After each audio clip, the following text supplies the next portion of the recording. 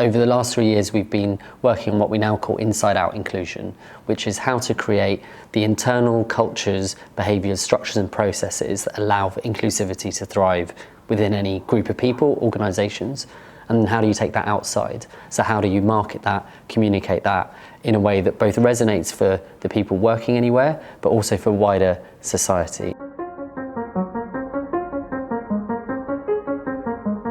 Where it came from was a realisation that people want and are seeking advice and counsel and guidance on how to navigate what's going on in the world. So coming from the world of marketing and communications, which is where I was from, I had lots of marketers say to me, well, how do we understand different audiences?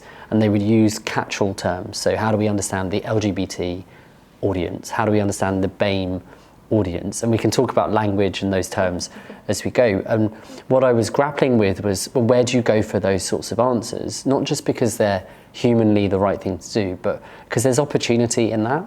And as someone who identifies within both of those communities, I was realising that there wasn't really a place to find the answers. So we set up the company, and over the last 3 years we've been working on what we now call inside-out inclusion, which is how to create the internal cultures, behaviours, structures and processes that allow for inclusivity to thrive within any group of people, organisations. And how do you take that outside? So how do you market that, communicate that in a way that both resonates for the people working anywhere, but also for wider society? And that balance of inside-out inclusion has been fascinating, particularly over the last few years as we've been navigating our way through a pandemic, the resurgence of the Black Lives Matter movement and George Floyd's murder, and also the disproportionate impacts that we've seen COVID has had, and how we're seeing how inequality lives within society. So we're a small consultancy, but growing, and our mission is really to accelerate inclusion so that more people can thrive.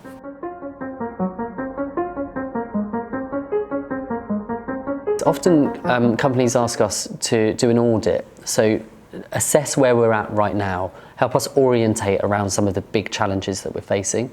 Some companies look at, well, how do we do a big diagnostic and really look through this, and that would take more time to look into. So it's about going into it quite objectively and thinking about things like metrics that might be based around people. So what kind of people do you hire? What kind of people do you retain? Where might the differences be within that? Now you can apply lenses like gender, ethnicity, sexuality through that to say, well, how is that shifting? And what does that mean for example, your leadership team? What do they look like? What are the behaviours and values that they hold? What is the culture of the business that means these shifts happen? So that's what we do around the inside bit. And then around the outside, it's looking through relevance, representation, how are they appearing, what are they seeming like, and what might that be about, and who are they trying to cater to? So those are kind of, there's 3 or 4 different ways that we go in. We often find people don't know where to start. So do we need unconscious bias training? Can we just do that? That's a small tool of a massive toolbox, and I think some companies got into a habit of, well, if we do unconscious bias training, I can sit in a meeting room for 3 hours, job done, and off I can go about my day. But this challenge is much bigger than a 3-hour training course.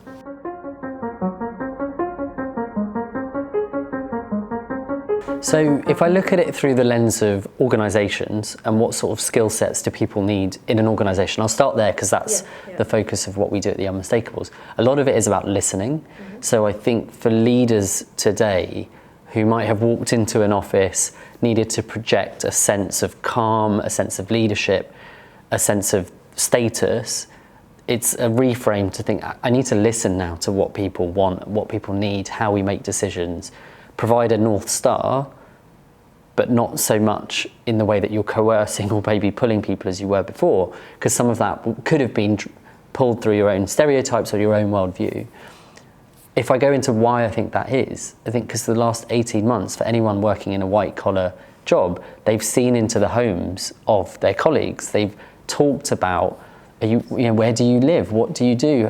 Is it okay? What are your caring responsibilities? What's it been like to be a parent? And that, I think, human to human aspect that we've had was and is still quite new for people whose work and the experience of work was I get on a train, I go to an office, I do a job, get on a train, I go home, and those two spaces are really separate.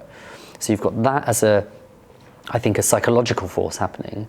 Then you've got economic forces going on, like real estate. What do we do? Where do we live? How do we live? What do offices look like?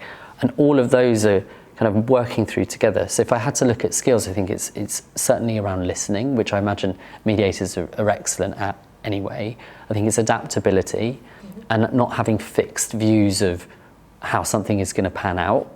And it's possibly reassessing roles and thinking, what are the roles that we had? What are the roles that we now need?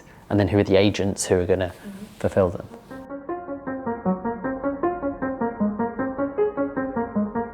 When people talk about unconscious bias training, right? So I go in, all of a sudden I'll stop being biased. That is not the case. If you talk to Pragya Agarwal, who's written the book on bias, it's called Sway, Pragya talks about the fact that it's just about becoming aware of your biases and then working out what do you do with that. So the example that she used when we spoke was around ice cream, to say you might have a preference for a certain type of ice cream. That doesn't mean you think all others are bad, but you have a preference. So when you're looking in a shop or when you're thinking about buying an ice cream for someone else, you might be coming through that lens of this, I have a bias towards this flavour. You can't stop wanting that.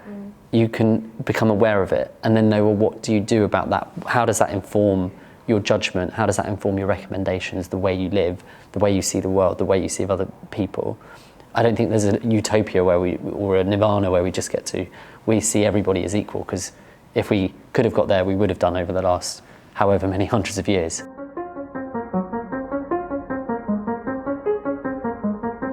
We're living through a world of algorithms, we all know that, and we therefore have to look at what are the codified behaviours and norms that sit within that, and how do you battle some of them? Because actually what we're learning is some of those algorithms are taking us into quite scary places. They're taking us into echo chambers, and it's working with that to say, well, what do we do? Now, in part, it's about, well, who's creating them? And what are the structures and systems that are in place around the tech world, for example? So if you hold that as a concept of what does the tech world look like, and then you take a step back to say, well, how does a tech company build? How does a startup build? Often it's through speed. They need to scale. It's about the hockey stick growth, which is a business structure, which is spend on people, grow it. And then finally you'll hit the market and you'll have enough mass to grow and scale. Now, to do that growing, often you're relying on shortcuts and system one thinking to grab and find the people that who you know you can get on with, who you know can provide the services or the coding that you need. And therefore you might end up, after a year or two, building a culture of people that are quite similar because you've just been grabbing and going. And so speed and inclusion can often be conflicting forces. So while we might look at the algorithm, I think we have to take a step back and say, well, where does that get built? And then how does that get built? And then what are the cultures and the behaviours that we need to rethink? Because what a group of people of a monoculture or of a singular culture might be building could be biased in some way. It could not factor in certain individuals. We see that in facial recognition software that we're learning about that doesn't necessarily see darker skin, for example. We're seeing that in some of the algorithms and what they pull through for people. So as easy as I wish it was to say there's a silver bullet for cracking the algorithm, I think we're too far gone for that.